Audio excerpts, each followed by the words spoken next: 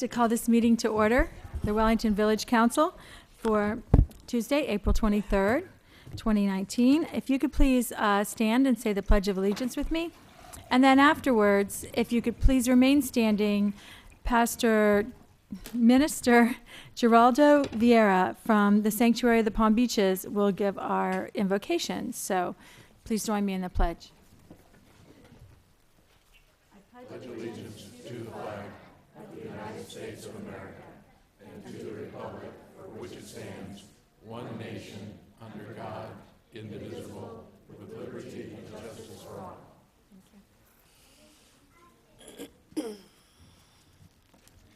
Good evening, everyone. We will bow your head as I pray. Dear wise and loving Heavenly Father, thank you on behalf of all who are gathered here today. Thank you for your many abundant blessings. Thank you for the gift of life and the health we need to fulfill our calling. Thank you for the ability to be involved in useful work and for the honor of bearing appropriate responsibilities. Thank you as well for the freedom and security that we enjoy here in our village of Wellington. We come to you today asking for your guidance, wisdom, and support as we begin this meeting. In the scriptures, you have said the citizens ought to obey the governing authorities, since you have established those very authorities to promote peace and order and justice. Therefore, I pray for our mayor, for the various levels of city officials, and in particular for this Assembly Council. I'm asking that you would graciously grant them wisdom to govern amid the conflicting interests and different issues of our times. Grant our mayor and our village council wisdom to act for righteousness and justice, confidence in what is honorable and appropriate, the ability to work together in harmony even when there is honest disagreement. Give them personal peace in their lives and joy in their task. I pray for the agenda set before them today. I pray that we all can make wise and godly decisions which are always in the best interest of our children, our families, and our community. In the name of Jesus, amen. Thank you very much. I normally have, when we have this many kids in the audience, I normally have them come up and do the pledge. So I don't know what happened. I forgot to bring all the kids up because we usually need people that know the words, but we did pretty well. So thank you, everybody. Mr. Schofield, that brings us to approval of the agenda.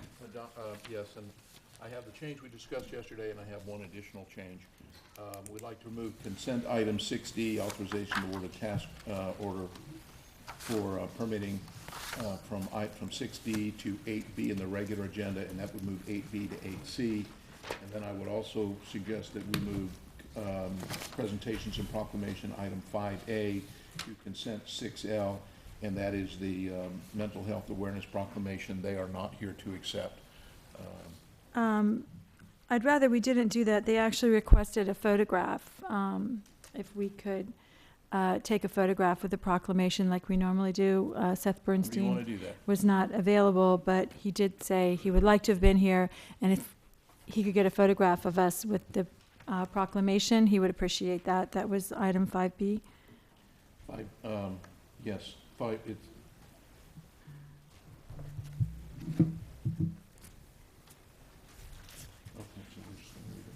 all right, and with that change, then I recommend adoption of the agenda as amended. Move to approve. Second. All in favor? Aye. All opposed? Hearing none. Motion passes unanimously. The agenda is adopted. That brings us to presentations. Item number 1 on presentations and proclamations, which is a presentation of the American Public Works Association Reaccreditation Award to the Village of Wellington Public Works Department. So the Public Works Department is here. Mr. Doug Layton with AWPA is here to present the reaccreditation. Hi, I'm Doug Layton. I'm the Region 4 Director for APWA from the National Board of Directors. And I'm here to present your reaccreditation plaque. And I wanted to show it to you. We kind of think this is a big deal. And let me tell you why. First, it kind of is an acclamation that your Public Works Department is trying to be as efficient as they can be. They actually went through every process that they have and wrote a procedure for it. And they've been 4 or 5 years since they did that. And now they've come back and they've refined those processes. So it's kind of a continuous improvement process for your Public Works Department. They didn't just get to say they did it. We actually brought in 3 Public Works people from the Midwest, somewhere from out of town, that didn't know them, and they went through their processes, spot checked a third of their processes, and confirmed that they were doing what they said they would do. And I guess the second thing is it's a professionalism thing. Public Works, your Public Works Department is striving to be a professional Public Works Department, and I think the accreditation and the reaccreditation kind of asserts that. And most important to me when I was a Public Works Director was the pride in doing it. Just to say that I've been through the process, I've done what I could do. As a Public Works Director, I wanted to be able to hand all those processes to my successor and say, this is how we do it here. And you think about how hard that would be in your own business or on your own personal life to be able to write down everything you do and say, this is the way we do it. So without saying too much about it, I'd like to get your Public Works Director, Bruce, up, and the Accreditation Manager, Jesse, up. And let me present this to you.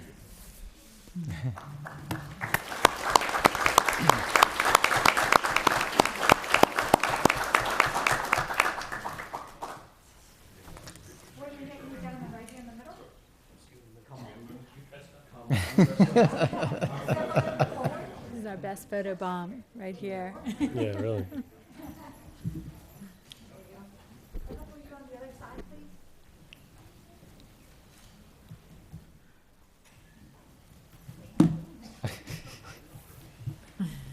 I know, see? The photo bomb.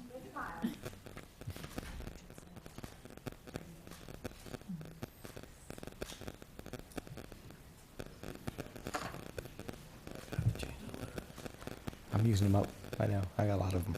We're very proud of you guys, just so you know. You do make us look good. So we appreciate you being honored by someone other than us. Usually it's just our residents that are telling us how great you are. Right now we have someone from your own industry. Any other comments from the council? Just congratulations. You do such a great job, and it's great to see you continually improving and getting this award every year.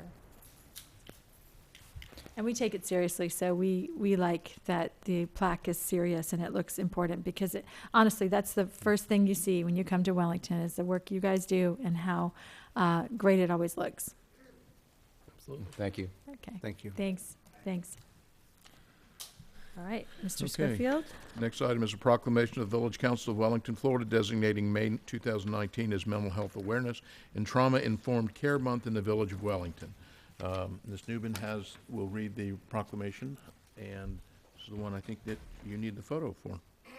Whereas mental health is essential to everyone's overall health and well-being, and everyone experiences times of stress and struggles in their lives, and whereas 1 in 4 adults and 1 in 5 youth ages 13 to 18 experience serious mental illness, and 60% of adults and 50% of youth do not receive the treatment necessary for their mental health needs due to limited or no knowledge of the need, barriers to care, or fear and shame. And whereas research recognizes that adverse childhood experiences, which include but are not limited to physical, emotional, and sexual abuse, physical and emotional neglect, household dysfunction, untreated mental illness, or incarceration of a household member, domestic violence, and separation or divorce involving household members are traumatic experiences that can have a profound effect on a child's developing brain and body, and can result in poor physical and mental health during childhood and adulthood. And whereas community understanding and available supports and services can greatly impact a person's ability to handle their stress and struggles and move forward. And promoting mental health and wellness leads to higher overall productivity, better educational outcomes, lower crime rates, stronger economies, lower healthcare costs, improved family life, improved quality of life, and increased lifespan. And studies show that the effects of ACEs are felt by people regardless of race, ethnicity, religion, gender, sexual orientation, or socioeconomic status. And whereas each business, school, government agency, healthcare provider, faith-based organization, nonprofit agency, and citizen shares accountability for the community's mental health needs and has a responsibility to promote mental wellness and support prevention efforts. And whereas the Village of Wellington recognizes the impact of awareness and education, access to services, and acceptance of the importance of mental health and well-being to a person's overall success, and supports the implementation of trauma-informed approaches throughout the systems of care. Now therefore, the Village Council of Wellington, Florida, does hereby designate May 2019 as Mental Health Awareness and Trauma-Informed Care Month in the Village of Wellington. In witness thereof, I have hereunto set my hand and caused the seal of Wellington, Florida to be affixed this 23rd day of April 2019. Signed, Ann Gurrick, Mayor. I serve on the Citizens Advisory Council on Health and Human Services for Palm Beach County, and it just amazes me when I hear about the work that's being done in mental health. But sadly, the number one provider of first-line mental health services is Palm Beach County Sheriff's Office. A lot of times, the first time a person with a mental illness or a mental breakdown has an intervention, it's PBSO. And that's not where we want to be in life. That's not the best way. PBSO would tell you they would like to have someone else to call, but they're there. So this is something I just think it's important that we recognized. I'm glad to do it on behalf of Seth Bernstein and United Way. So if we could just go down, any other comments from the council? I want us to go do an official picture because they asked for it. Sure. Do we need to pass the proclamation, or is it part of our usual? We just, it'll We have just the get, the proclamation is here for you to have in the photograph. I think it's been signed already. Yes. So, but if anyone else has any other comments to make about this, I think it's important that we do it. They did ask for a picture, and it is very important to the community, in my opinion. Let's go. No other comments? Okay. Picture under Wellington or go down? Let's go down like we normally do and just, we just don't have a person. We have a proclamation only, so. We'll hold it in front of us, exactly, like we have done before, so. Maybe zoom in really close and get about it. We photobombed the last one. There you go.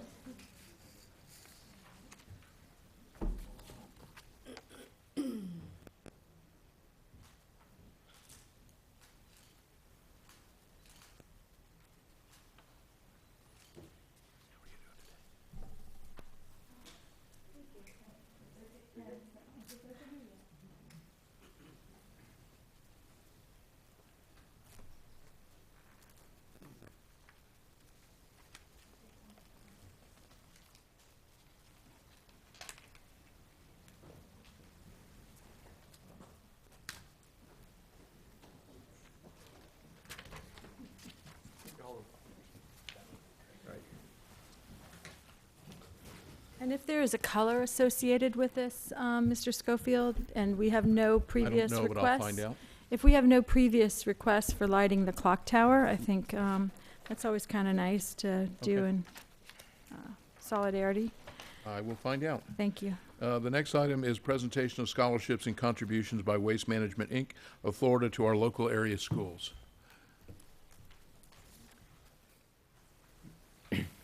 Good evening, Council. As we know, the Village of Wellington is known as being a great hometown and a beautiful hometown. And one of our partners in making sure that we stay clean and beautiful is Waste Management. A partnership that we have with them is to make sure that our children know the importance of our environment and to keep it clean. And in that partnership, they fund scholarships and funding for books for our area schools. And with me today, I have Ellen Smith. She is the Government Affairs Area Director for Waste Management. Following her comments, we will have members of Binks Forest, New Horizons, Polo Park Middle, Palm Beach Central High School, and Wellington High School come up for a big check presentation. Good evening, Madam Mayor, members of the council. I'm Ellen Smith, Area Director for Government Affairs, Waste Management, your environmental services provider, conducting over 4 million service touches every year to your residents using high-tech trucks run on compressed natural gas clean fuel. We're the only hauler in Palm Beach County to use clean fuel. We're so pleased to be a part of your community, how you have integrated waste management into the affairs, not only in the Village of Wellington, but also in the chambers here, as well as the Boys and Girls Club, just to name a few. And tonight is an example of being part of your fabric of your community. We'd like to present a check in the amount of $9,500 to the various schools that were just named. Some of this money is for books, specifically for sustainability topics, specifically targeted to children that are reading above and below the normal level, as well as 2 scholarships for your high school based on an essay contest on sustainability, which will be presented soon. So thank you for your time tonight. We're so pleased to be a part of your community. Thank you. If I could have the schools please come up.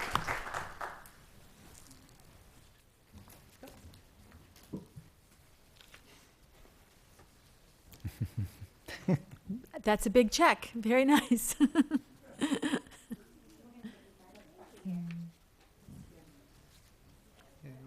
Yes, we'll come down. We like all the good stuff.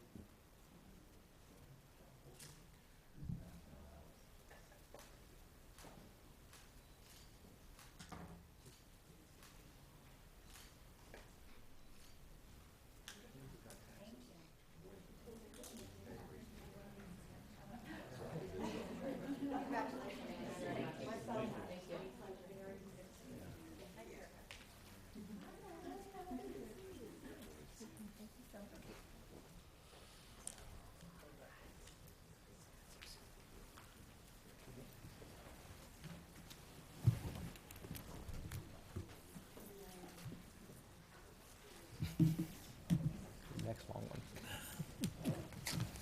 And continuing with the theme that good things happen in our schools, the next item is a proclamation of the Village Council of Wellington, Florida, recognizing and congratulating the local winners of the American Water Works Association Drop Savers Water Conservation Poster Contest. And Ms. LaRock with the Utility Department is here to present those. And all of the posters are there for you to see. You want to read the proclamation first?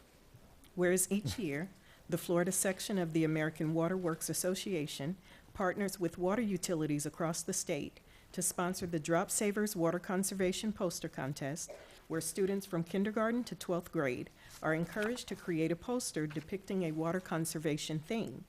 And whereas the contest allows students to promote water awareness and the importance of water conservation in their daily lives. And whereas in support of April being National Water Conservation Month, the Village of Wellington Utility Department created a local Drop Savers contest in 2017.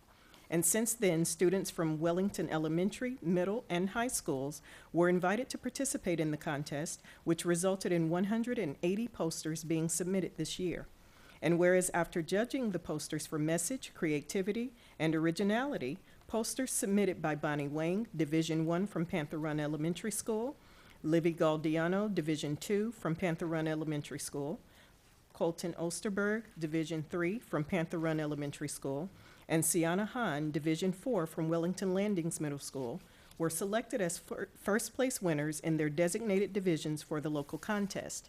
And whereas the posters submitted by Bonnie Wang, Livy Galdiano, Colton Osterberg, and Sienna Hahn were sent and were judged with submittals from other Florida utilities, and whereas on April 2nd, 2019, the organization announced the winners, and Colton Osterberg was awarded third place in Division III in the overall contest, and whose poster will be depicted in the annual calendar, which is distributed statewide. Now therefore, on behalf of the residents of the Village of Wellington, the Village Council hereby recognizes and congratulates Bonnie Wang, Livy Galdiano, Colton Osterberg, and Sienna Hahn on winning first place in the local contest of the American Water Works Association's Drop Savers Water Conservation Poster Contest, and Colton Osterberg for placing third in Division III for the statewide contest. In witness thereof, I have hereunto set my hand and caused the seal of Wellington, Florida to be affixed this 23rd day of April 2019. Signed, N. Gehrig, Mayor. Thank you. As Ms. Newbin said, we've been doing this now for 3 years, and every year it gets better and better and better. And this year we did have 180 posters from 3 schools. We had great participation from Panther Run, Binks Forest, Wellington Elementary, and Wellington Landings. I'm pleased to say there were 29 utilities from across the state that participated, and for only the 3rd year running, for the 2nd time, we have one of our students placed in the state. So it's a nice recognition, not only for the student, but also for the Village of Wellington, because we're recognized statewide in the contest. So if you would allow me, I'd like to call up all of our, we're going to recognize a few students today beyond the winners, with a certificate and copies of the proclamation, and then we have a little gift. I have my lovely assistant, Tanya, here to help me. So when I call your name, if you could please come up front, we'll give you your certificate, and if you could wait for a picture. So our first place winner in Division I from Panther Run is Miss Bonnie Wang.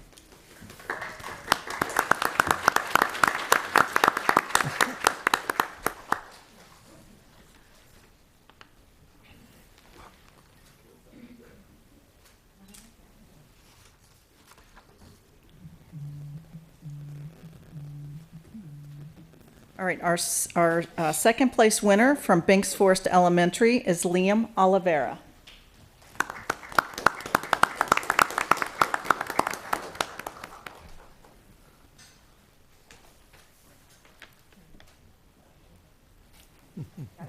Our third place winner in Division I, this is K through 1st grade at Wellington Elementary, is Jackson Ranieri.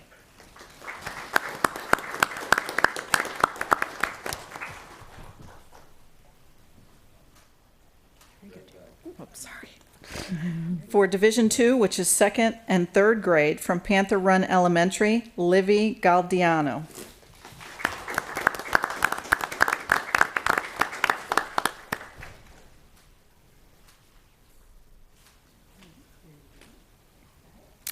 Second place from Panther Run Elementary is Saoirse Chen Watts.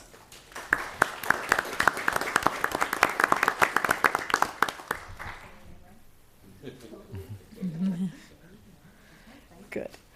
And from third place from Wellington Elementary is Christopher Albino.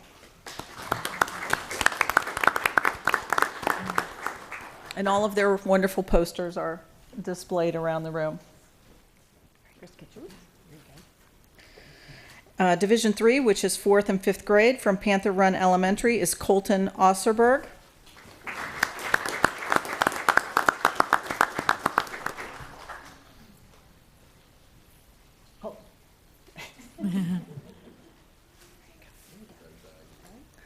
In 2nd place from Binks Forest Elementary is Elizabeth Boxold.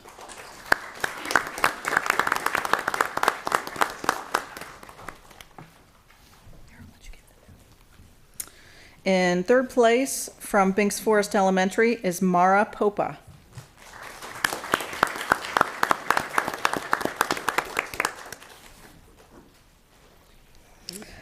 And with our last division, which is 6th through 8th grade, Wellington Landings Middle School, Sienna Han.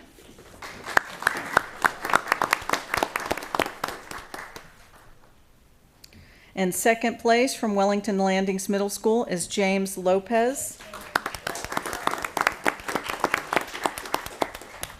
And in 3rd place from Wellington Landings Middle School, Leah Gonzalez.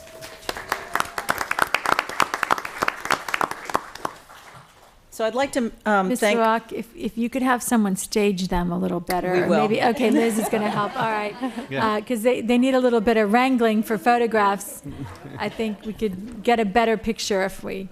I want to make sure to thank the principals and the teachers. It does take a lot of extra effort in order to pull this off, and also 2 of our assistants in the department, Milena Meehan and Marlene Cheney. They do a lot of work to make sure this comes off successfully. So we're very proud to continue to sponsor this, and thank you for allowing us to do so. Well, we appreciate you doing it. It's always a joy to have the kids here and to have them working towards knowledge of a subject that's so important. So, Exactly. Thank you.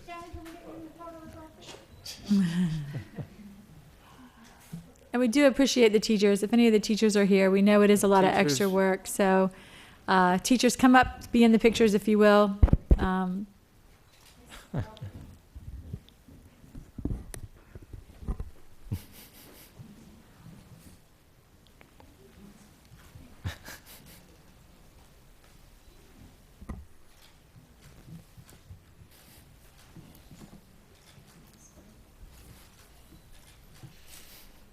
It's like the paparazzi. It is yeah, it is a lot of paparazzi here tonight. And then we're going to take a couple more minutes if everyone's done and have each child stand by their poster in case mom or dad or someone who's with them wants to get a picture of them with their giant poster. They can do that. And we'll make sure to get the posters to the students after the meeting. Thank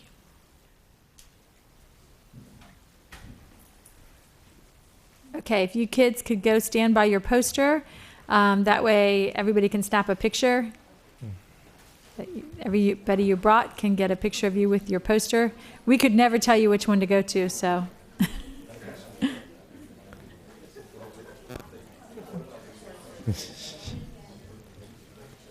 And we're not going to return these right away, are we, Shannon? I think we're going to display, are we going to display these out front? We'll display them and then we'll return them to the schools for returning to the students. Because we want to show off a little more out front in the lobby.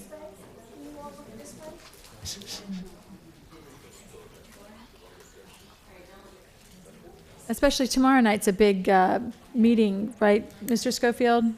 Tomorrow night's our public safety meeting with our education committee meeting. So it'd be really nice if these are out front when they come in. Okay.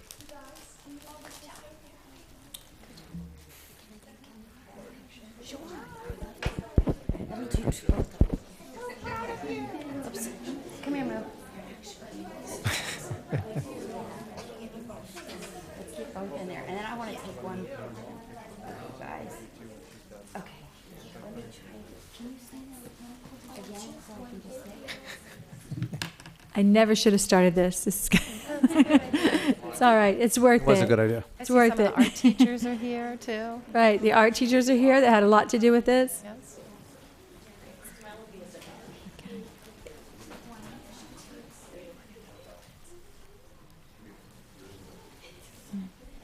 And we promise you we'll get your posters back after we've displayed them properly in Village Hall.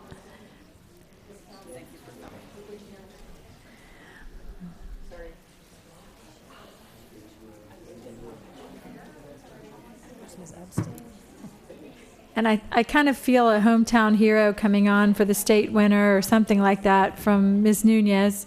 So.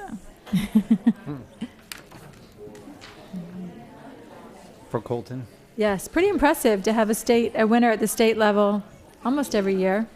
I think it's our second time.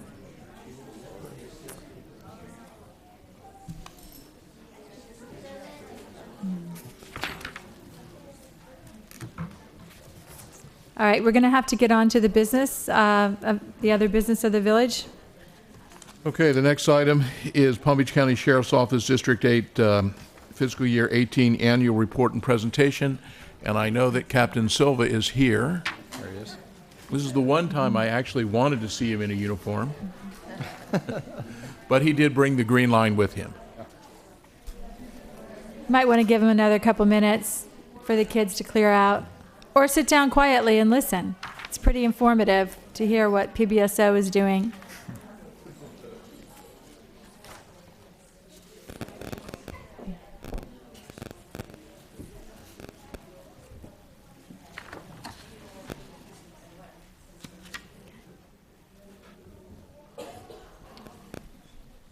Want me to get started? Yes, please go ahead, Captain Okay. Silva. Glad to see you. Hi, good to see everyone. Thank you for having me. It's a real honor to once again present the annual report. Before I get started on this presentation, I'd like to just quickly introduce a few members of our team. Of course, everyone knows Lieutenant Shavitz. I also have here Sergeant Matt DeJoy, and he's a night sergeant, and I had him come especially because he was overseeing our Operation Wild Stallion 2. He did a great job with that initiative. I'll be providing Mr. Schofield with the final report on that this week. But there's some good news that came out of that. I'll talk a little bit more about that in a minute. And then Sergeant Porath is my one of my day shift sergeants, and he does a great job keeping the troops focused on the mission, making sure that we're focusing on the things that we need to focus on. And as a result, you'll see this report will reveal that we had a banner year so far as our trajectory with reported crimes. It's actually continuing to get better. And so let's get started on that.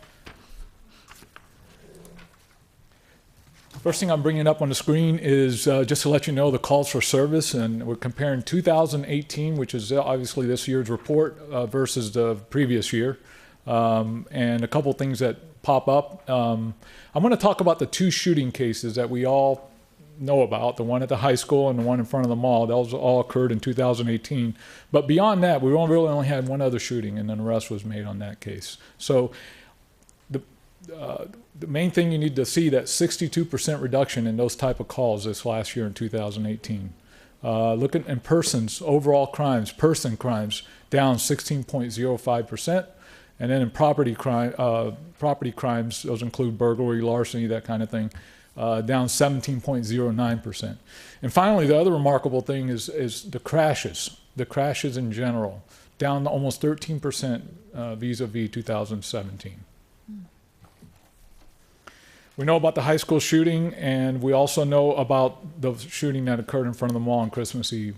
What I can tell you about these cases, because they're still under investigation, is these cases did not involve Wellington residents shooting at other Wellington residents. We're not immune to other people coming into our village that would exact violence on another person, and that's what happened in these two cases. So they're under investigation, and I kind of got to leave it at that. The next slide is about arrests. Just want you to know that the arrests are down a little bit with robberies, because we had 13 robberies and 13 robbery arrests in 2017, and we had one less in 2018. But the arrests for burglaries, as you can see there in the second column, are up about 14.10% vis-a-vis the previous year. Could you explain the difference between a robbery and a burglary? Right. A robbery is whereby the victim is a person. So if you take something from a person with the threat of violence or with actual violence, that constitutes a robbery. It's always a felony. It's a serious one because the victim is a person. And then a robbery can occur also to a business, but it occurs also to the person. Follow me, there's a person involved as a victim. Whereas a burglary is just a theft, a breaking and entering into a structure or a conveyance like a car, that kind of thing, and that's what the difference is. We broke down arrests by months, and nothing stands out from that. Next slide is the one dealing with traffic crashes. Can you go back to the one? I'm sorry, and if anyone else has any questions along the way, I think it's quicker to ask them along the way if that works. We see a spike in January and March. Is that a standard just because we have so many more people in town? Or, I mean, I understand summer, kids are out of school and unfortunately more free time, but January and March, is that the normal? Yeah, that's not abnormal, I should say. I can't attribute it to the season in particular, but it's logical to assume that more arrests occur when there are more people in town for different things. January, February, March is our most intense population time, so. Very intense for us here in the village. We're busiest with everything, crashes, calls for service, that kind of thing. Okay. All right. Thank you. Again, we broke down the crashes by on the next slide here for the month for the year, varying from month to month. Nothing stands out there. You can see a kind of slight increase during the equestrian season, during the busy months like January, February, and so forth. Goes down a little bit during the summer, and it picks back up during the seasonal months. But again, 13% reduction in crashes, and that's pretty, I think that's pretty good news. The next slide, you can see traffic citations and warnings are up. We issued more than we did in the previous year, by 15% for citations and 25% in written warnings. And we went down a little bit with verbal warnings, but we like to think that some of those efforts resulted in the keeping down the crash numbers. And this is a slide that I think is important. I think you guys appreciated it last year. We broke down how our village compares to other similar situated cities in terms of crimes. And you can see the first slide in the left top corner. Population-wise, we're in the middle between Boca, Delray, Jupiter, Palm Beach Gardens, and so forth. But when it comes to residential burglaries, the next slide to the right, per capita, per 100 residents is how we break it down. We're down at the absolute lowest. So I think that's remarkable. Also, that you can see vehicle burglaries, in spite of the fact that in this village, that's like our Achilles heel. That's the number one thing we always have to deal with. We're still the lowest compared to those other similar cities. And then finally, with robberies, the only reason we got beat out by less than 1/100% was Royal Palm. I guess they had a banner year. I don't know. This is a remarkable slide, though. This really shows how good you guys are doing for our village. Because sometimes, you know, crime is always high if it feels like it's happening to you. But really, overall, the numbers reflect what a great job you're doing at keeping our crime rate really, you know, the lowest around. So, yeah, I think particularly in comparison to our population. I mean, seriously, it is. Yeah, and we're not picking on towns like, you know, another town that's not the same kind of economic status as us. You know, we could pick on those towns and go, wow, look how much better we're doing. You know, Palm Beach Gardens, Boca Raton, those are, you know, very well-to-do cities, and that's how we can compare against. I think it's the right way to compare. I wonder where you got your demographics though for population count. How could we have the exact same number of residents as Jupiter? Who came up with that number? Yeah, we used to be like 150 more, so I don't know where that came from. Yeah, I don't. Yeah, I just saw that. All right, well, we'll have you check that. We're within a couple thousand, I'm sure. I don't know. We are a few hundred apart, but yeah, to be exactly, I don't know where they got that. So. At that one moment in time. Yeah. Maybe I'll have to talk to my analysts about where we pulled that number from. Again, action plans, operations, special initiatives, suppression of operations. Operation Wild Stallion, it was one that we like to think was effective this year compared to the previous year. We made a lot more arrests the previous year. The numbers weren't there this year because I think people are more compliant. People are understanding that we have zero tolerance in this village for underage drinking, service of alcohol to underage people, and just DUI.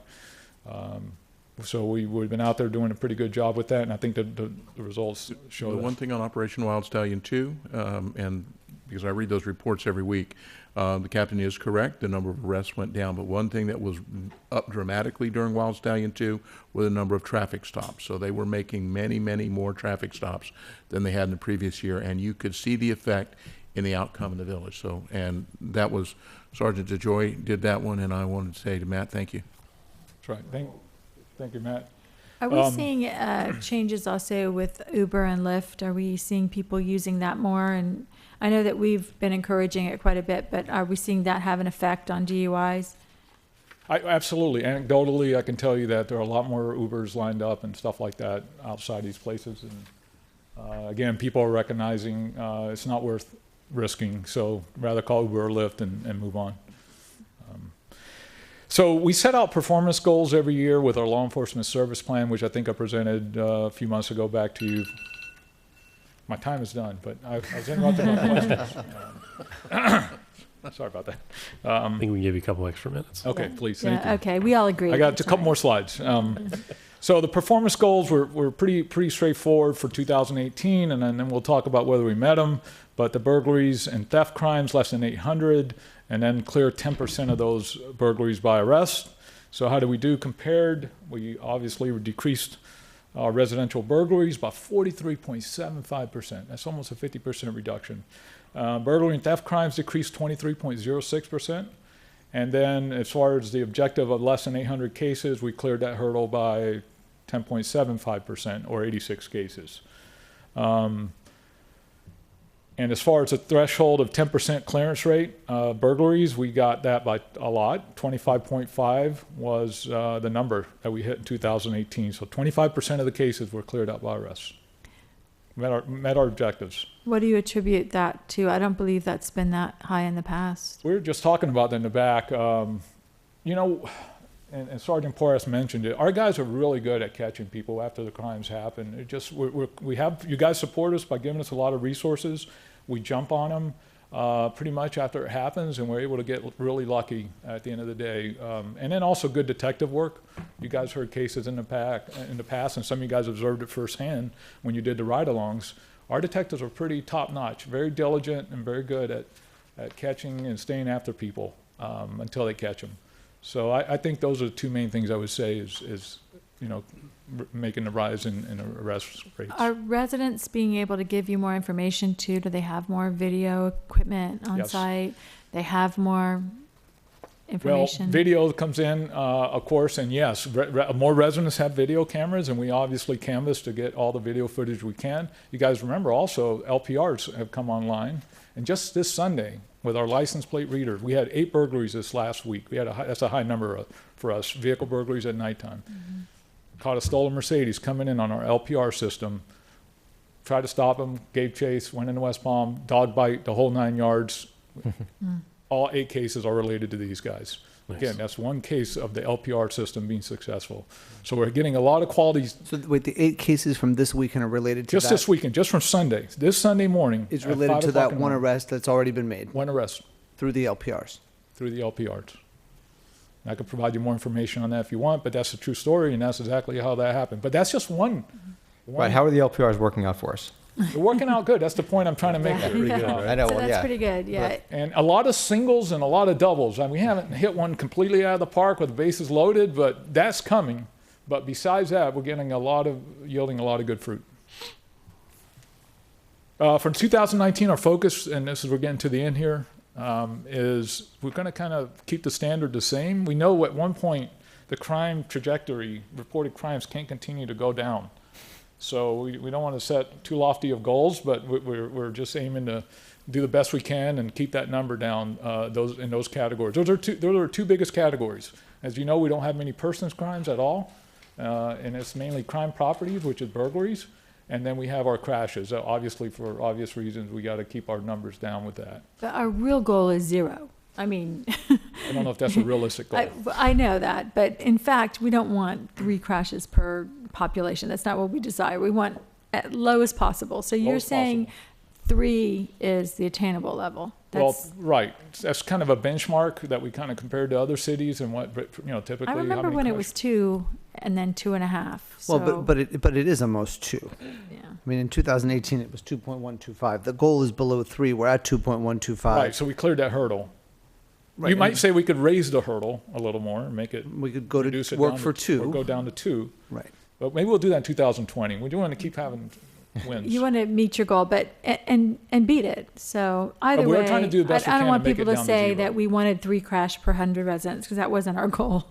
It was Keep it below that. as low as we can get, as As low as safe we as can we get. can be. But if we start getting more than that, maybe we need to look at some things and figure out what's really going on. Now we may have a real problem. So. And so, like I mentioned, those are our performance goals for next year coming up. I presented that in the past to you. And finally, the last thing: how are we doing this year so far? Because now we're in April, so we're 4 months into it. A couple things that stand out as I look at this year-to-date comparison. Our burglary vehicles continue to decline. And that, again, that's our number one issue at night. We try to really work on that. So I think an attribution of that is the diligent job the road patrol is doing at night, staying very active and helping prevent the vehicle burglaries from happening. And again, when we make these arrests like we did last night or Sunday night, those guys aren't going to be able to come back for a while. So that's buying us time. So that's all contributing to the reduction in numbers. So we're doing really well with that.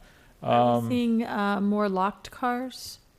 More locked cars? Locked cars being broken into, or are this still primarily unlocked vehicles? Still the majority, like in this week alone, we had 10 burglaries, 8 of them occurred on one night. Out of those, 8 of them were unlocked. So it's still the very prominent number of Okay. cases. So we are- still- That's just one example, snapshot. And I'm not accusing anybody, I mean, no one does it on purpose, but our efforts to get people to lock their cars have helped with the robberies, maybe. Absolutely. Everyone who locks their car and tries to do these little responsible things that helps tremendously in making a difference. It's just the reputation that you can just come here and come from Delray and Boca and Fort Lauderdale, come up here to commit crimes because you know it's easy targets. We gotta kind of get rid of that. We gotta make sure people feel like, okay, I'm gonna have to break a window if I'm gonna steal anything. Correct, which then creates a noise, which then increases your chances of getting, Yeah. I mean, Oh, they run. They know as soon as they have to break one window, or if they, get caught with an alarm or something, they're going to take off. They're not going to stick And around. then They don't it's want to over. get caught. They leave the area. Yeah. Okay. And you see our traffic stops continue to increase as you look down compared to the previous year. So the final point I'll make is the trajectory of more arrests, more enforcement, more activity, proactive activity on our behalf, and the reduction of things like crashes and crime stats and reported crimes. That's a good intersection that you want to have, and I think we're demonstrating that, and it's making a difference, and it continues on in 2019. And with that, I'll entertain any questions you may have. Captain, can you just, we talked about Operation Wild Stallion 2. We didn't talk about Operation Sarah at the retail establishments. Can we go over that for just a minute? The retail establishments? Yes, we've had increased patrols. Yeah, down here at Wellington Trace and the Wellington Marketplace. I don't have anything quantifiable to tell you about it. We did a walk and talk. I don't think you guys made it to that one, and we did that with Paulette Edwards and their group. And all the feedback we got from them was very positive. One of those stores, I think it was CVS or Walgreens, I forget which one is there, mentioned that they had a problem where kids would come in and steal things, and we set up a little operation on that, and I think that's under control now. So, we'll continue to do that. If we identify any problems, we'll come up with little action plans to deal with it. And I think to answer your question, Councilman McGovern, I think that initiative was successful. I don't have a whole bunch of details on it, but I think it's made a difference. And then working with the schools, making sure the school resource officers know to tell the kids they're not going to be able to just hang around somewhere for hours. And the school resource officers, I think, are being a big help to us in that regard. Right. I think you guys might have met Ashley Carsini. She's Deputy Carsini. She's kind of taken on after Detective Delia, was tremendous. She was here last night at yes. Civics 101 with She the was Palm here. Beach Central folks. She's an unsung hero. I mean, she's very diligent, very good at working with the schools, getting information, identifying problem children, whatever we got to deal with, we deal with it, threats, whatever. And she has the capacity to just stay on them like a little pit bull, like Danny Delia did. And she's really a good addition to our team. With compassion, though. She seemed really... Yeah, no, she's still young enough, so she can really identify with them. So, but she's just good all around. This was a great report. I mean, every year the numbers seem to go down, and the statistics bear out that Wellington is still one of the safest places to live. So, I mean, you guys are doing a great job.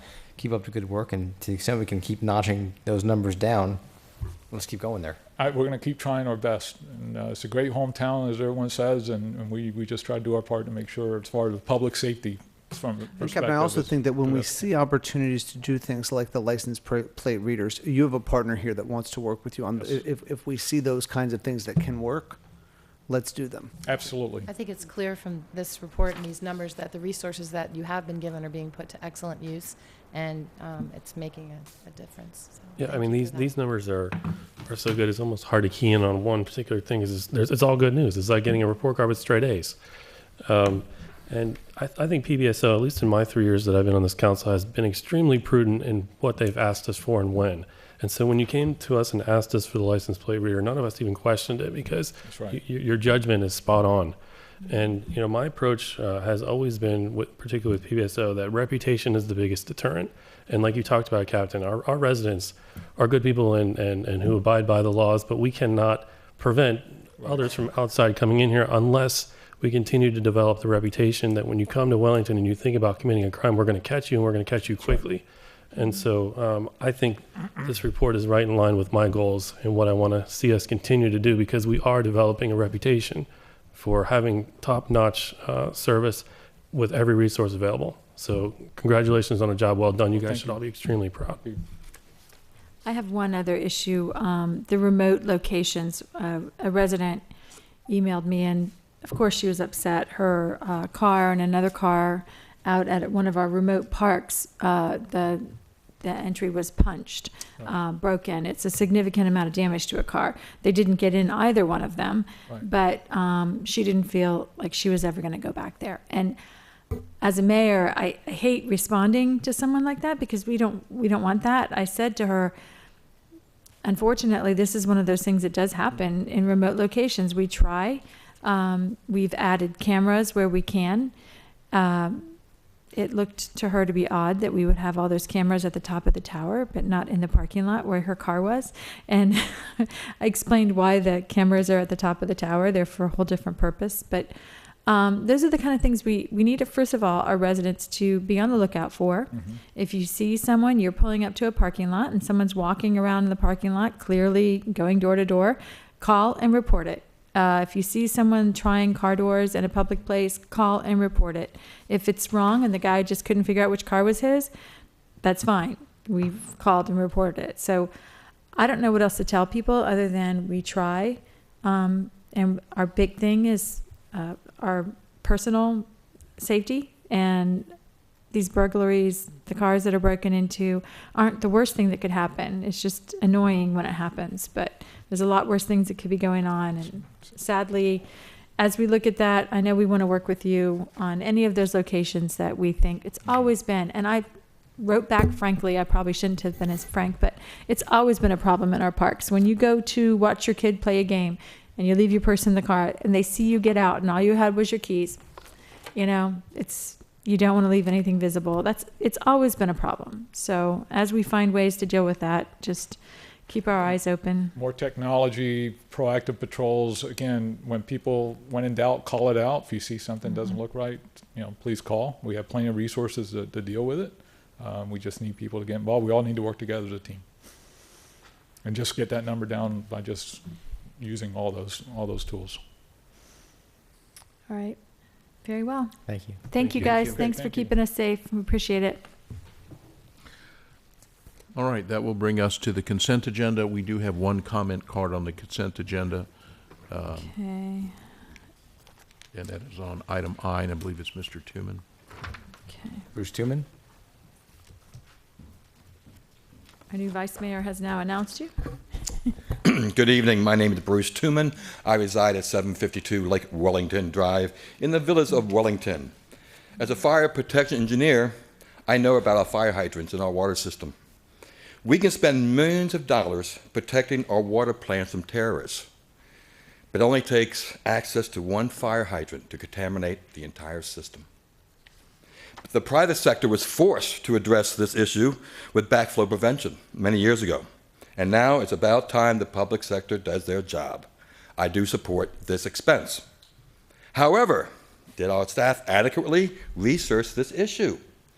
First, a single bid should raise many questions. First, are there any other devices that could be used? Is the county forcing us to use this very expensive option? I spent a half an hour on the internet, found a Mueller hydrant security device for $175 a piece, and anybody can install them. No tools are required, just a key.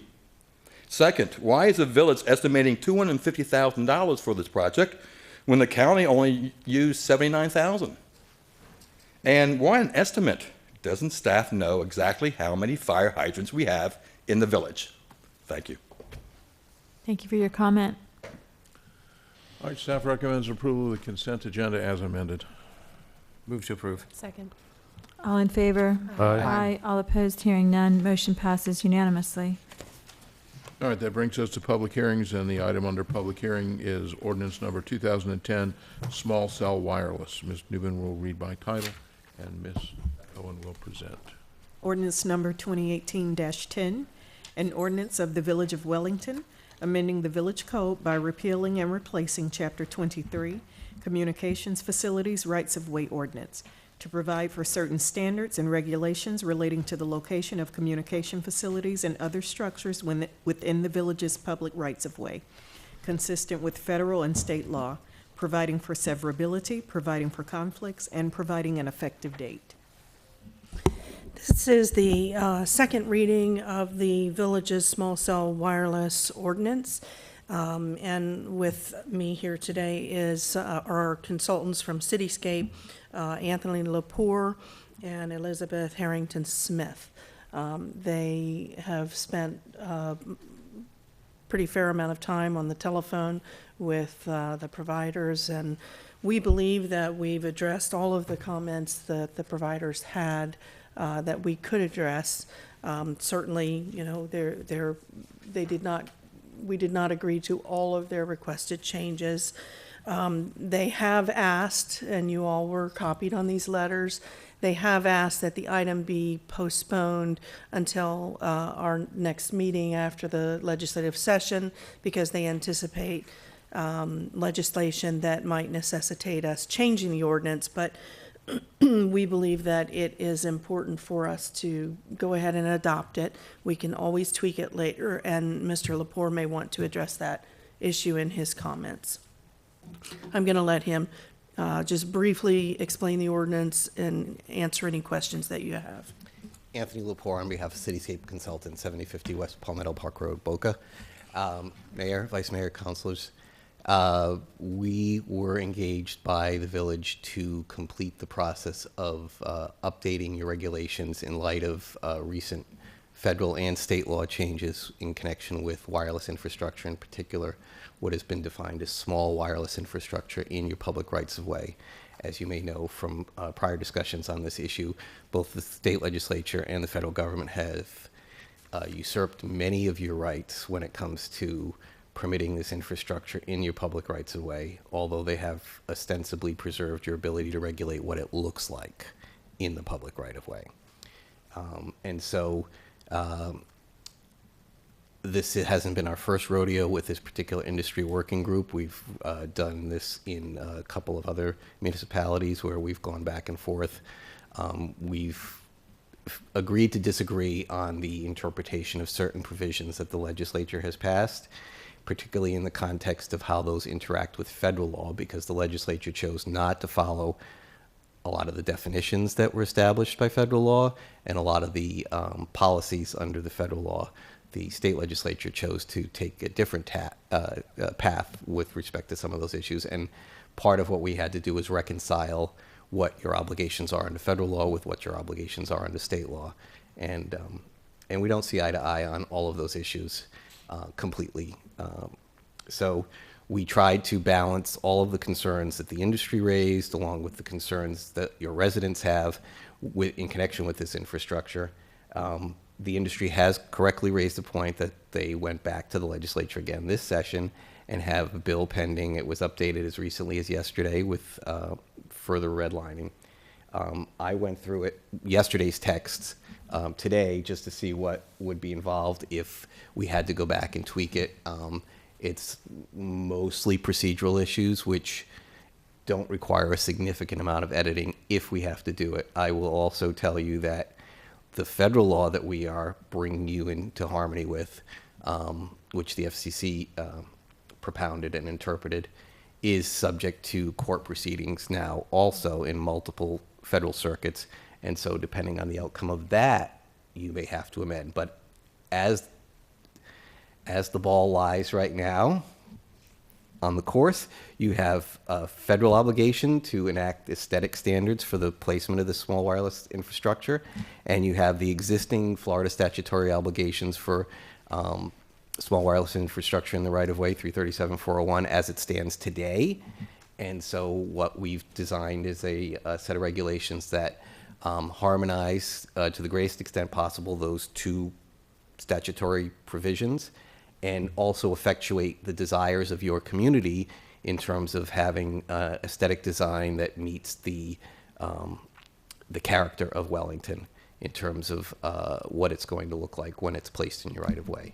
So With that, we would endorse passage of it now. If we do have to take up some issues after, if the legislature passes it, if the governor signs it, and it takes effect in July, we can always tweak it a little bit further. They have, when I say they, it seems the industry has together kind of painted us as as communities that just want to resist having services for our residents. And I want to say that we clearly want these services for our residents. That's not something that any of us are trying to do. We're trying to get the best utility services. We do want it to work with our community the best way possible. We don't consider the new state law. They're saying it's a glitch bill. It's going to correct what they didn't. Basically, it's a reach for what they didn't get last time. They can call it a glitch. We call it another reach. Either way, we really feel bowled over, and we want to work with the communication industry. We want the services for our residents. We hear a lot about how people don't have as good of cell service, including me. So we want that to be improved. So I want to make sure that everyone understands it. It's our goal to do what's best for the community, and that includes expanded services. That's part of why we're here. Questions from the council? Well, I think it's important that the point you just made cannot be underscored enough. Well, it is absolutely the mission of everybody on this council, everybody on staff for the Village of Wellington, to do what we can to have the best cellular service and cellular coverage in the Village of Wellington. The fact is that has to, though, be done in a way that is at least uniform. The further fact is that we cannot make providers come here and enhance service as much as we would like for that to happen, particularly in the areas by where the mayor lives, Paddock Park, all of our schools. This is a regular comment almost daily from parents, teachers, students on Aero Club, on Greenview Shores. These issues are things that we would like to see improved, but that can only be done by the major cellular providers coming here and improving them.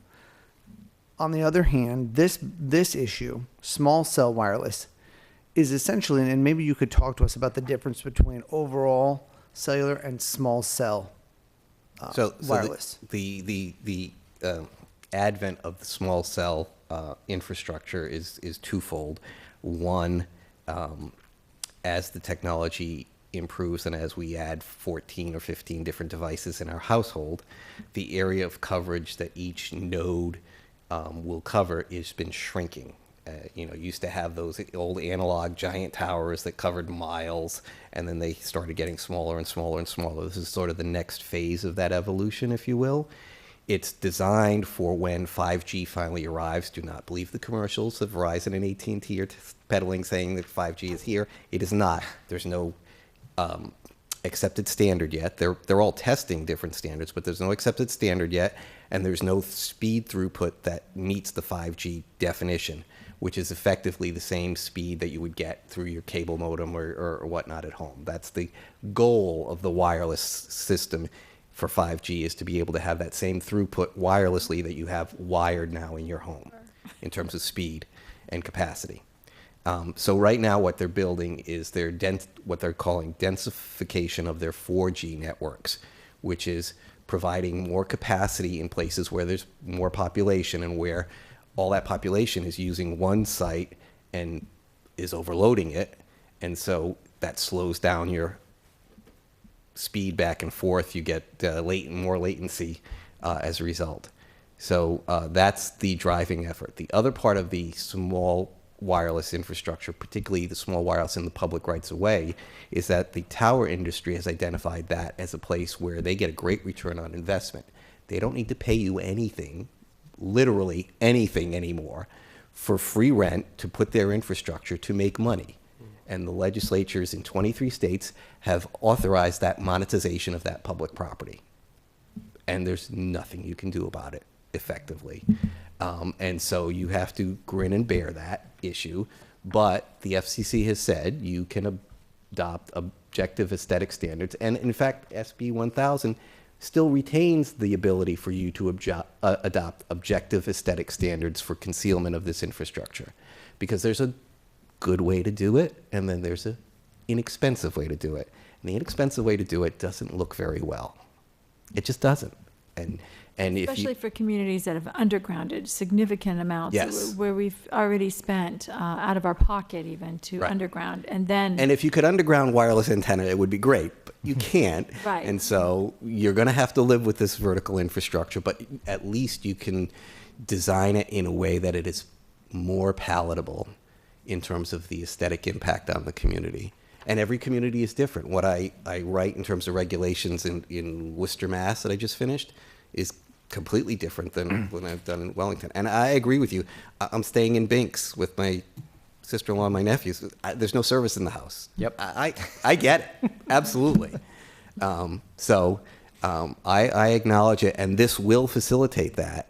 But those are the two reasons that are driving the small wireless infrastructure. It's natural evolution in terms of making the service, bringing the service closer to the users, and the other part of that is the economic component, which is it's just a lot. There's so many sites that they need. I understand it from an economic model. They couldn't afford to pay rent to use every public right-of-way in the United States. I mean, that business model does not work. So they put on their thinking caps, and this is what they came up with. And it is a solution.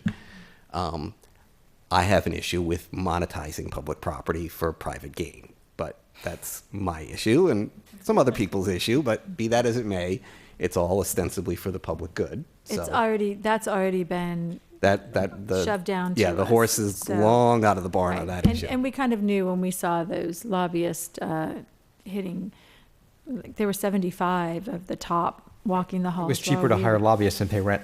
Yes, it was. Yeah. It was a lot cheaper to hire the best lobbyists in the state to just bombard them. And when you say it that way, we agree. We want this, again, we're back to we want this service. Right. So let's try to make it work with us, and that's what we're here for.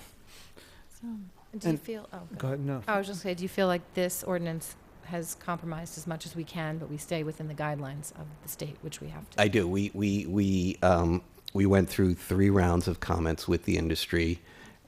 As I said earlier, we agree to disagree on some particular legal points.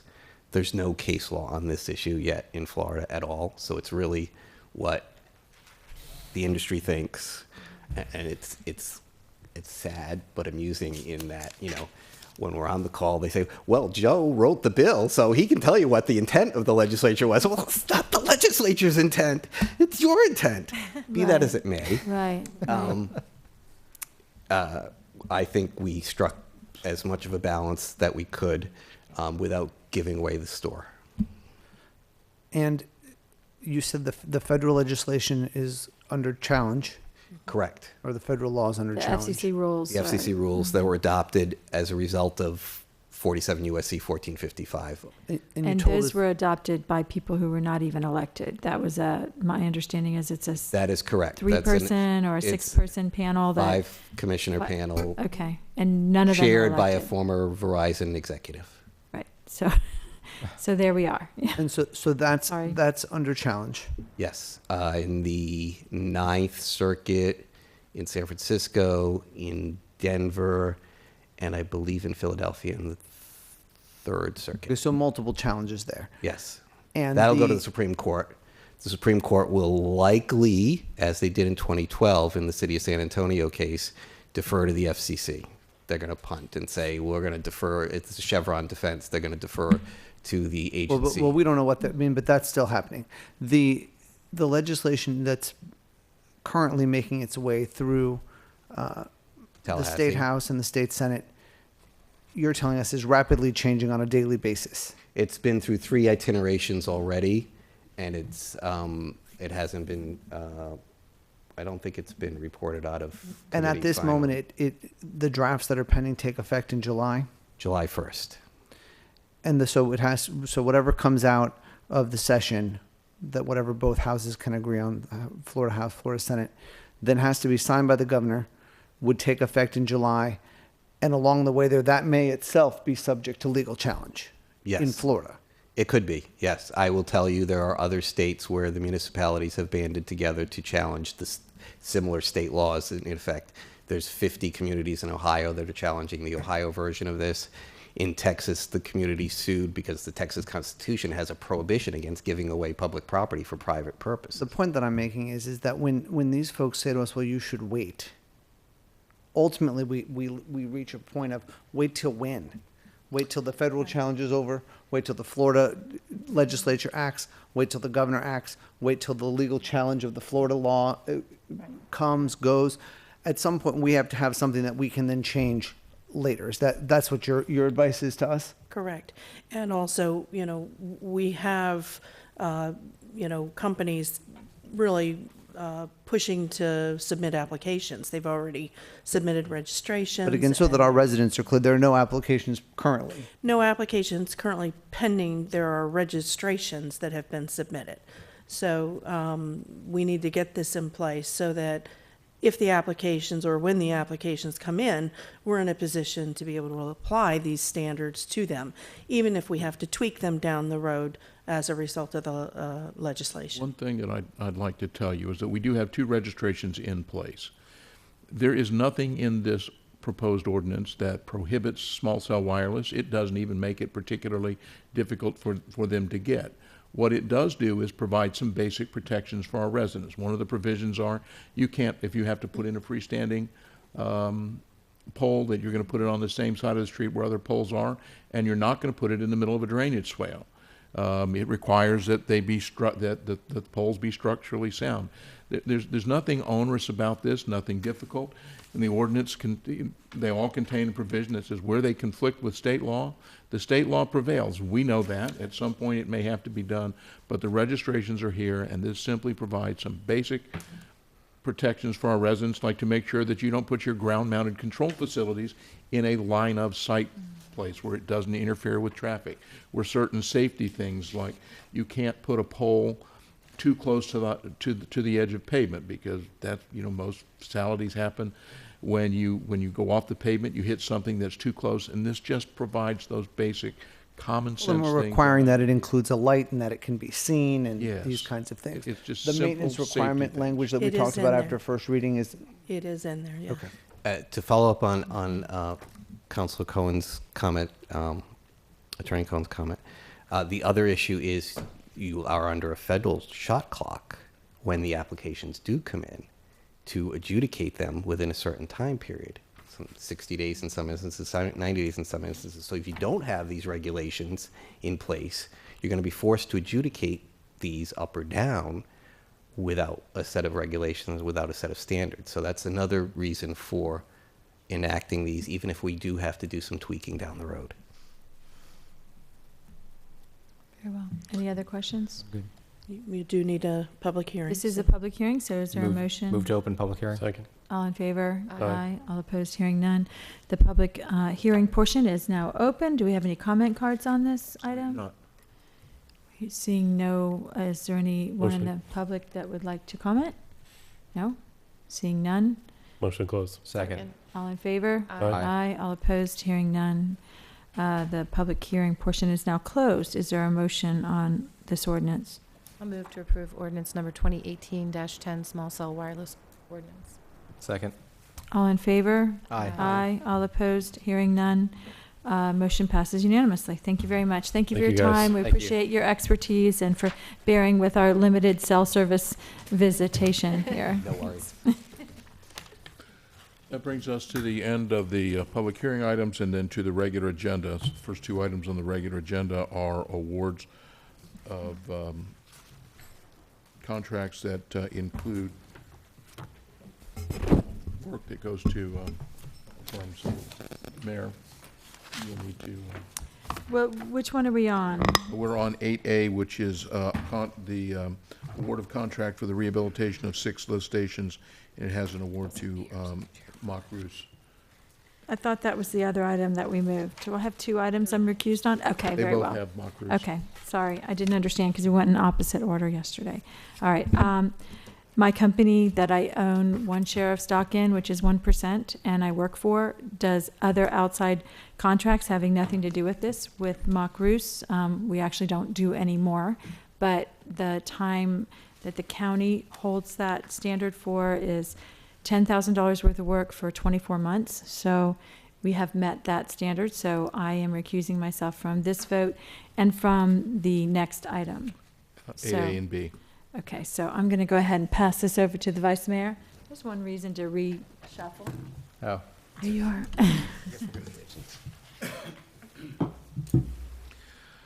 All right. Item 8A is authorization to one, award a construction contract for the rehabilitations of 6 lift stations, 2, to award a task order to provide construction phase engineering services, and 3, approval of resolution number 2019-09, amending the utility fund for fiscal year 2018 by allocating fund balance for the lift station upgrades capital project and providing an effective date. Ms. LaRocque and Mr. Barnes are here. Thank you.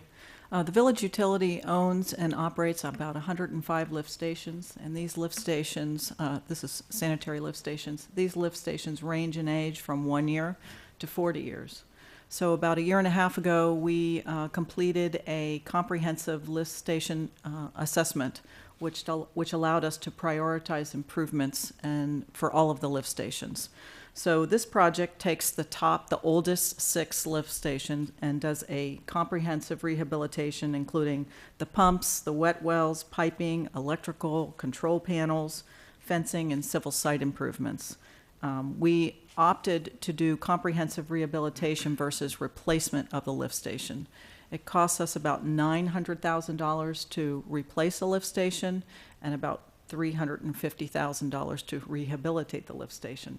So we believe through these efforts we'll be able to extend the life cycle of these 6 lift stations another 30 years.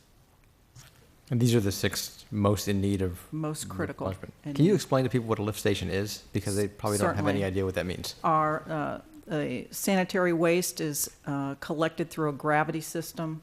That gravity system then is collected to what we call a lift station, where it's then pumped to our wastewater treatment plant on Pearson. So it's it operates continuously, and it's a very aggressive atmosphere, so they do require constant maintenance. And did you mention what the expected life will be once they've been... About 30 years. Any questions? Well, I just want to make it clear, too, for anyone who's watching, that you said yesterday in agenda review, you can't take these out of service while this is being done. So it is a very expensive and tedious process. Very true.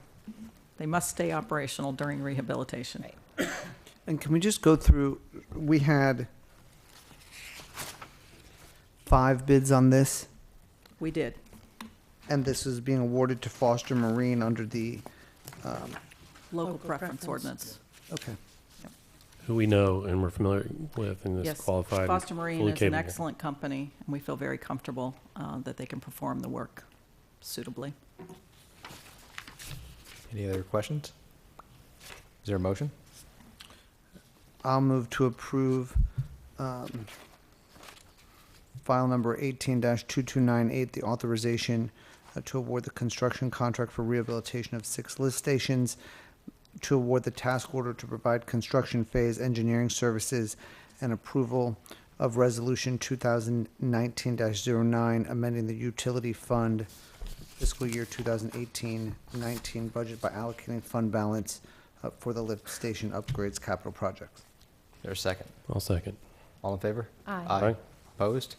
None. Passes. Thank you. All right, the next item is authorization to one, award a task order to provide design, construction documents, and permitting services for the water treatment plant, warehouse generator storage, field services, building modifications, and miscellaneous site improvements project, and 2, award a construction manager at risk contract for the water treatment plant, warehouse generator storage, field service buildings, and miscellaneous site improvements.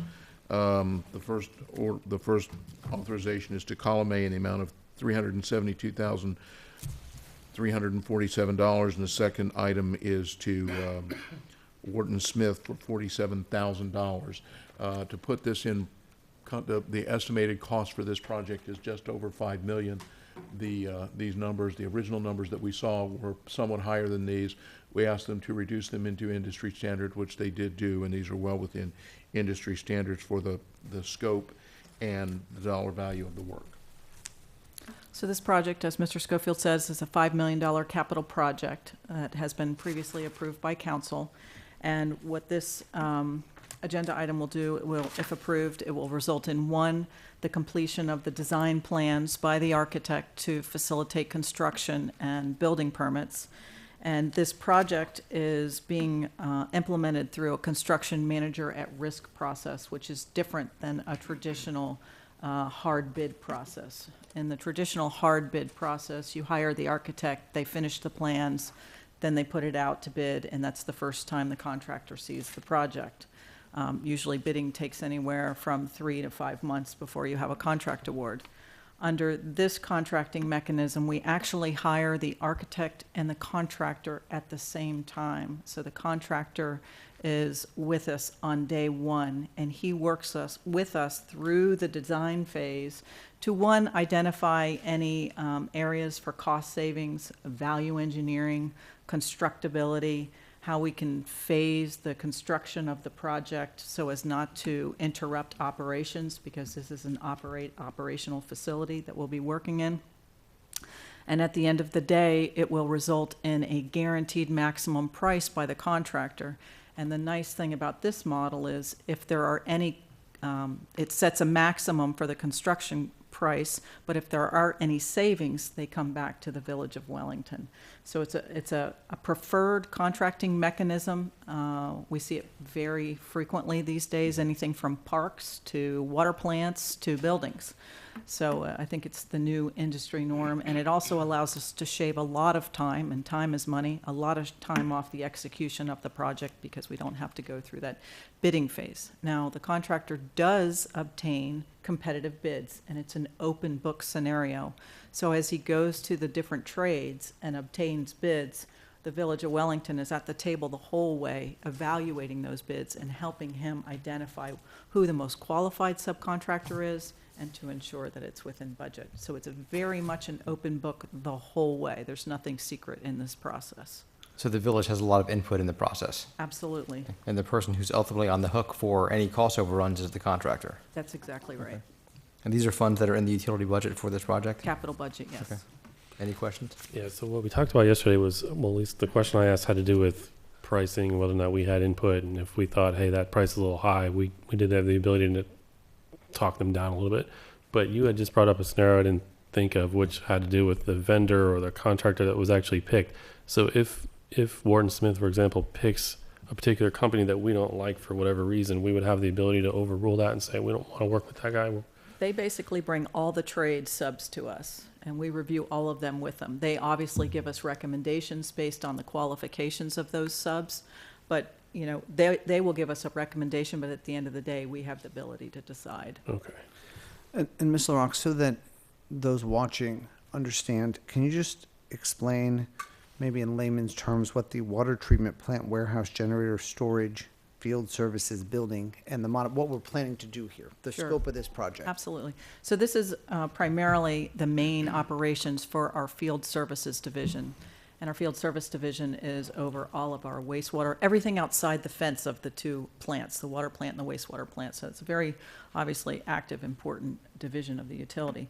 What this will do, what this would do was first construct a covered generator pavilion. We have over 60 portable generators, very large, that we rely on in emergency situations. They're very critical to the utility, and their value is, you know, well over $10 million. So we want to make sure that they're stored adequately. So that's the first thing that it would do. It would also construct much needed storage space for the water plant, the wastewater plant, and our field services division and our technology services division. And it would also provide office space to facilitate field services, utility engineering, and technology services division. Several divisions which have been displaced through the construction of the water plant and the wastewater plant, they'll lose their office space. So it's primarily generator storage, new warehouse space, and then repurposed office space. Which is intended to increase the life, the security of all of these vital operations. That's exactly correct. In the time of a lift station going out, in the time of a hurricane, when it has to be deployed on a large Lift scale. station overflows, water main breaks, force main breaks, and it's also our water meter services division. We have over just about 21,000 meters that we maintain and read on a monthly and daily basis. So there's a lot of activity in this division for sure. And you said the total project is approximately 5 million? Yes. Well, I think this collaborative approach of having everyone at the table together in the beginning ensures that we maximize the funds. And I think it's better to know things sooner rather than later. So I do like the flow of the process, and the fact that we have the ability to voice our opinion and be part of the decision-making process at any point is really important. I agree, and I think that this is, again, the next step in a ongoing process that your division, the village, and this council has said is important to us, which is to update and secure our utility, which provides vital service to our residents, maybe the most vital everyday service to our residents. Public health. Public health, which is essentially the public safety. So I think this is an important item. And if you all don't have comments, I would move to approve. There's a second? One second. All in favor? Aye. Aye. Any opposed? None? Passes. Thank you. Thank you. Unanimously. With the mayor recused. And she can come back now. Okay, then there she is. And that brings us to the final item on the agenda, which is consideration of the village attorney's employment agreement.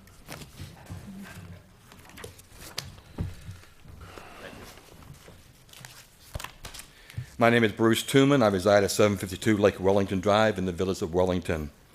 I've had the opportunity to meet with our attorney a couple times, and as I mentioned to this board in the past, I've been disappointed with her opinion. Shall means mandatory, and a lack of penalty does not justify violating the rules. I raised an issue about unqualified board members that will affect the construction board's outcome with little, if any, concern. When I was a city commissioner, I expected our attorney to offer professional opinions to help assure that we follow the laws. So before voting for our attorney, for this employee, before voting for this employee, has she helped you all to follow the rules? Thank you. Thank you for your comment. Is that the only comment we had? That is the only comment card we had. Yes. Okay. Mr. Schofield, do you want to introduce this, or? Yeah, this is consideration of the attorney's employment contract. What it provides is a 3-year extension of the current contract with the addition of a 3% contribution to deferred compensation. And we had additional discussion about this yesterday. We have more information that was provided through the red line version that was emailed. And Mr. Vice Mayor, you were in charge of this negotiation. I was. I met with Ms. Cohen a few times to talk about her contract. She originally wanted a 5-year contract. We agreed on a 3-year term is fair to both the village and to Ms. Cohen. The only ask she really had was for the village to make a contribution to her retirement plan, and I had staff pull for me what other municipal attorneys make in the South Florida area, and it is pretty common for most municipalities to make a contribution to their village attorneys or city attorney's retirement plan. So based upon that, we came up with a 3% contribution request for Ms. Cohen, which would be approximately just under $6,000 a year contributed towards her retirement plan. And I think this is a fair compromise. It keeps our very good village attorney working. She's done a good job with our staff in resolving litigation and moving things along, and I think it's a good incentive for her, and I think she's earned it, and I think it brings her in line with what other municipalities, how they compensate their attorney. It's not an easy job, so. Putting up with us, not to mention everyone else. Well, no, I mean your job. I meant you being the negotiator. It's not an easy job, although it probably is for you guys. You do this all the time. So, and it's not an easy job to serve with 5 bosses and a couple of advisors up here also. So, But it is an interesting and challenging job, and I enjoy it. Well, I think representing Wellington in general is a challenging job. There are many unique aspects of the legal issues in this town that most other municipal lawyers don't have to face. So to address, although it's really not our way of doing so, to address that comment, I will say that in the 3 years that I've been working with you, I have come to trust and respect your opinion on things, and you do give legal advice that I think is valid. So again, although it's not really our way to respond, I thought that was necessary. I have a question about one aspect of the contract, which, just in the interest of full disclosure, I want to make sure I'm clear on before I vote. And that has to do with the merit increases. And I don't know whether or not this is a question to Ms. Quickle. Is Ms. Quickle here? She is, but I probably can answer that one. what page is that on? Okay.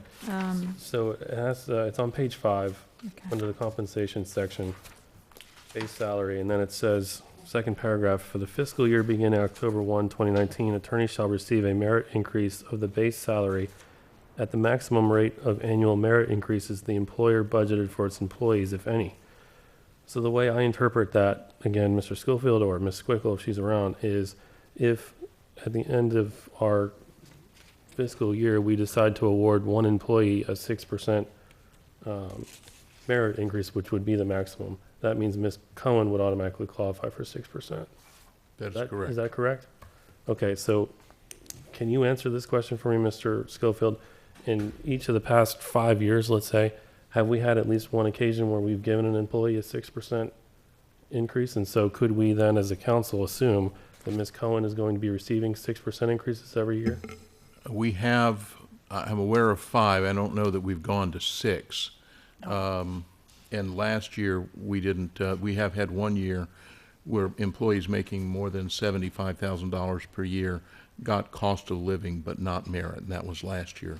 But typically, our maximum merit, our maximum combination of COLA and merit is 5%. Okay. Actually, it's been 4 while I was here. 4, yeah. So we've not really gone higher than 5 that I can remember. Of COLA and merit, and this paragraph on page 5 It says base. separates out the two. Yes. So, for example, last year when they were separated out and employees at $75,000 and above didn't get the merit increase, Ms. Cohen, you didn't get the merit increase last year. That is correct. She did not. She got the COLA. Right. Correct. Okay. Okay, and I think, I want to agree with my colleagues, and I think that it is particularly challenging on some days to work with 3 attorneys who are there, and they're also attorneys, but I think that we try, and I think you do a very good job to lead us to separating ourselves from being lawyers and let us be counsel people and let you be a lawyer. And I think you're in a uniquely situated position, having been a counsel person before, to understand the difficulty either way. Ms. Quigley, if you're here, I spoke to Ms. Gibbons earlier today about some of these same paragraphs. And while I think that Ms. Cohen and her department are doing a good job and have continued to do so, I have some concerns as to when we look at the total salary in this package compared to other municipalities in Palm Beach County. This puts Ms. Cohen at the very, very top in that regard. And I'm not saying that is not deserved, and I'm not saying that is not the Wellington standard. But as we look at potential challenges in budgeting, as we looked at this last year in regards to slight increases to the millage when we then exempted our senior staff making more than $75,000 from portions of the raise, I would feel more comfortable with Section 6A on page 5 if it said, for the fiscal year beginning October 1, attorney may receive a merit increase, and then the second sentence said, attorney may receive a cost of living increase. And I think we should address that at the point in time when we're addressing budgeting. And this will be something that I bring up when the time comes when we address the village manager contract as well. I think we need to look at ensuring that salaries are not just increasing by percentage, depending on what the millage increases are and what else is happening vis-a-vis all of our other employees. Because I think that this board only controls the salaries of our 2 highest paid employees. But I think we need to give ourselves flexibility in this contract, and I would feel more comfortable if there were mays there instead of shalls. Now, the tendency would be to construe that negatively, but I also see it in the reverse. So, for example, if at this particular time we're evaluating that, our village attorney did a spectacular job and we want to reward her accordingly, then of course we would be in support of compensating her for such. But I also like the idea of having a little bit of flexibility as opposed to just standard increases each year. I don't know. I don't know if the vice mayor has a thought on that, or Yeah. I'm okay with the May. I think this was an unchanged provision from the prior contract, so it wasn't changed. It's been in every iteration of the contract. Right. I guess. And I believe it's the same in the managers. Right. But I think And what she's been getting is the cost of living, which means it's just kind of breaking even. So we wouldn't want you to go backwards. And getting the cost of living and the merit. I did every not. year except the last year. okay, that was the only year we didn't give. We had Correct. a number. Okay, all right. So that would match. This is matching the standard that we're applying to all other employees. I'm Right. comfortable with it. I'm fine with it, if you want to make that change. Changing from Shall to May. shall. That's Okay, fine. but may occurs by what mechanism? Is it another vote of this council? May occurs when we would do budgeting. Okay, When we do budgeting and we approve cost of living and merit, we would then include in the attorney along with senior staff and other staff and whoever else, we would address it at that well, time. the only one that we control would be Mr. Schofield's. I mean, he. No, but we control everyone's. The amount, We had right. input last year. We The did that last year. By percentages. percentage. Right, When we pass the budget, and that's what we would be addressing here, is just the percentage. okay.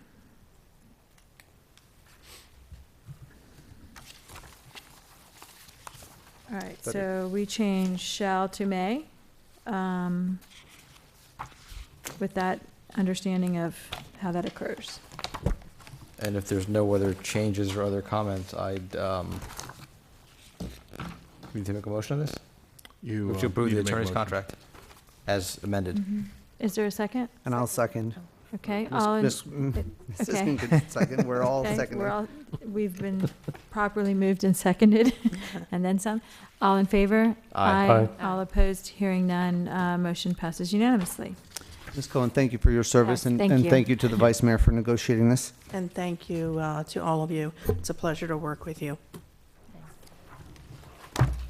Okay, that brings us to the end of the agenda. This is the point that we take public comment. I do not believe we have any cards.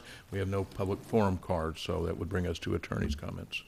I have nothing to report tonight. Mine will be mercifully short. The next regular council meeting will be held on Tuesday, May 14th at 7 p.m. here. Wellington's Council's Directions Workshop is scheduled for Friday, April the 26th, here in room 1 in E and F at 9 o'clock. And then finally, there will only be one council meeting in June. That will be on June the 25th. I was trying to recall which one we weren't having, so The thank first you. meeting in June. So the first meeting in June is gone. All right, I was working on my calendar and couldn't recall that, so first meeting in June is gone. Okay, And that completes mine. very well. Mr. Schofield, while we're still on yours, can you just give us an update on, as residents are going around there seeing important road construction projects happening at Lake Worth Road? There's one upcoming at Greenview Shores Boulevard and Wellington Trace. And I think there's signs here along Forest Hill Boulevard. Can you just go over those three and sort of give us a status report and let the residents know The Lake what Worth they'll Road, be expecting? yes, sir. The Lake Worth Road project has been completed except for striping. We had some initial problems with that based on application of the fact it was done at night. Those corrections have been made. The striping still needs to be redone. The things here that you see on Forest Hill Boulevard relate to construction at the shopping center where the new drugstore is being done, and I think they have about 4 more weeks of intermittent lane closures. And Mr. Barnes is going to kind of have to come out and answer when we're doing the one on the other road, because I know we're doing it at his own other schedule. Jim? Tom is back there? No, Tom actually just stepped out, but we put an AT out today on the Greenview Shores, so I can check the schedule on that. But that's for some repairs. It's not complete repaving or mill and overlay, but there are some repairs on Greenview Shores, and that AT went out today. Okay, and pursuant to the AT, the construction begins Monday, April 29th. But it is a general repair of that. It's not a full redo. It's not a shutdown. It's not a Lake Worth Road type project. Okay. Thank you. Sorry about that. Ms. Cohen, did you have anything? I can't I recall. did not have any We did report. not. Okay, so go ahead, Mr. McGovern, if you just want to go ahead with your comments.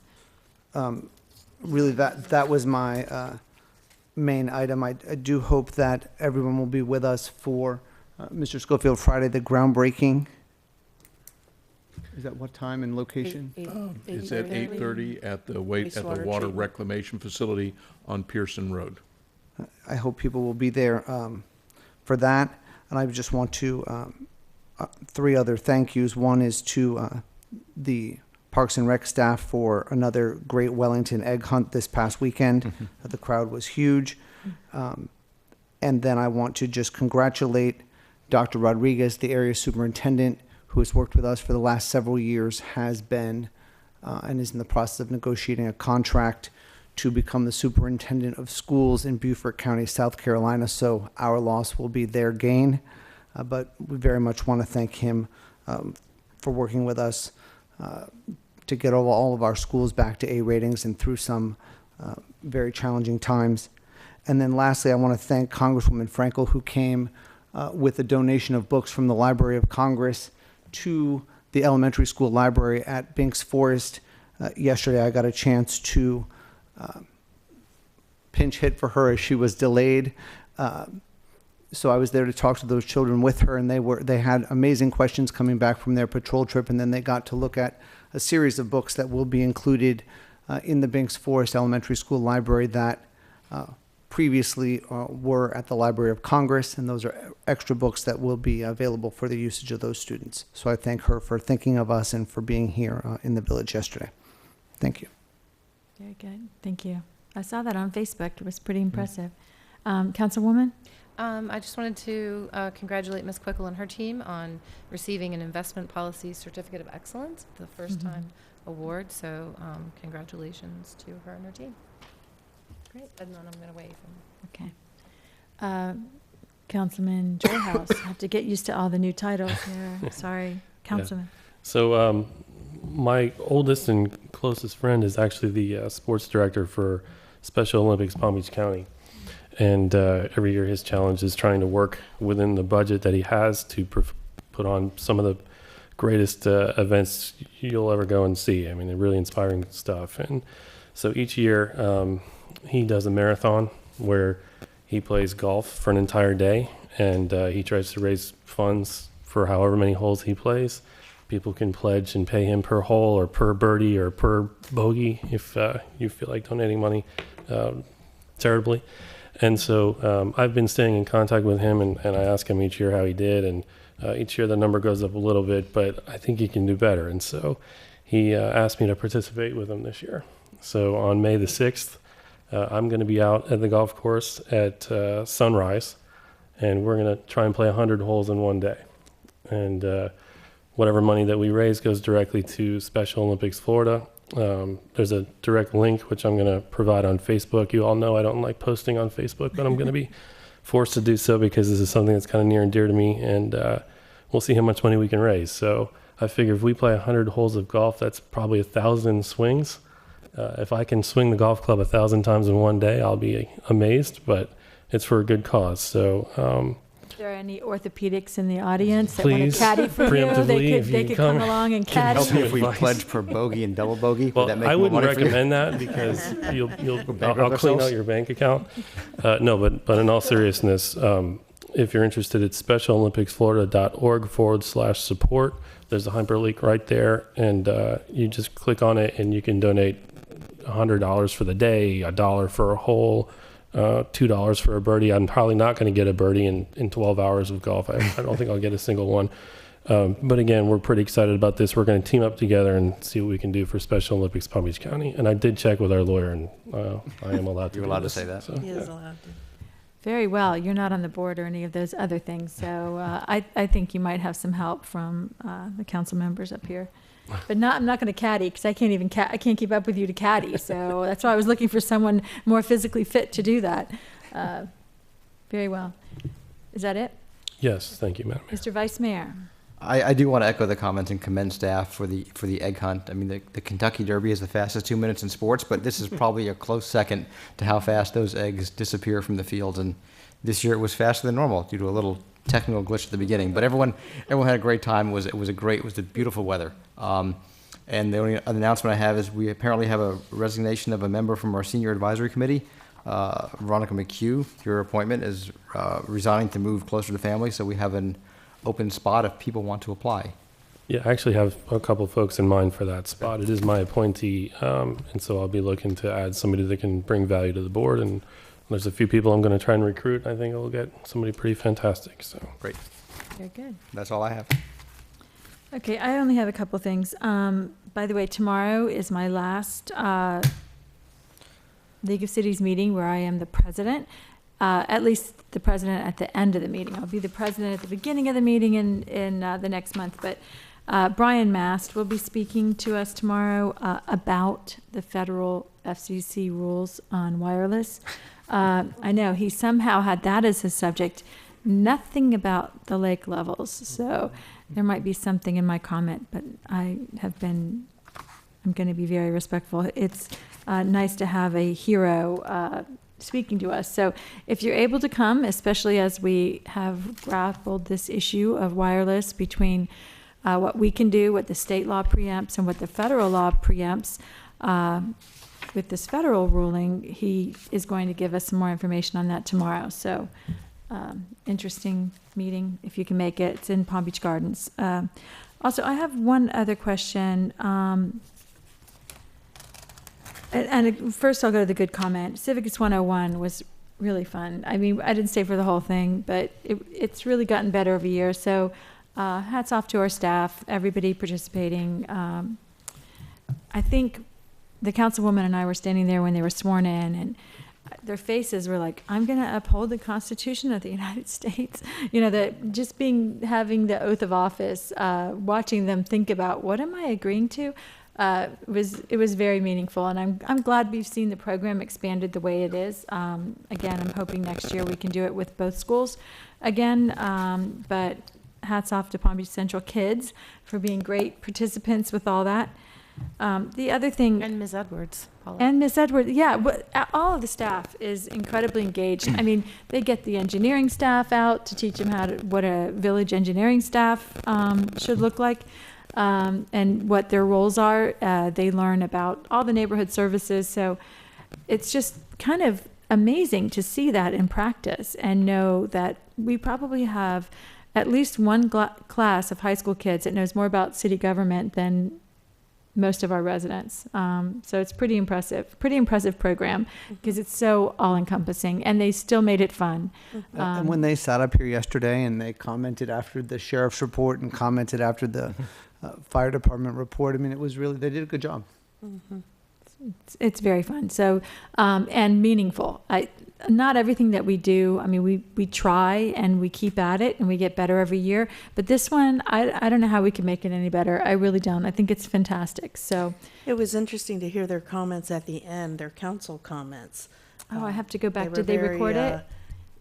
Yeah, they were, trying to motivate each other, and it was nice. I thought that was one of the highlights.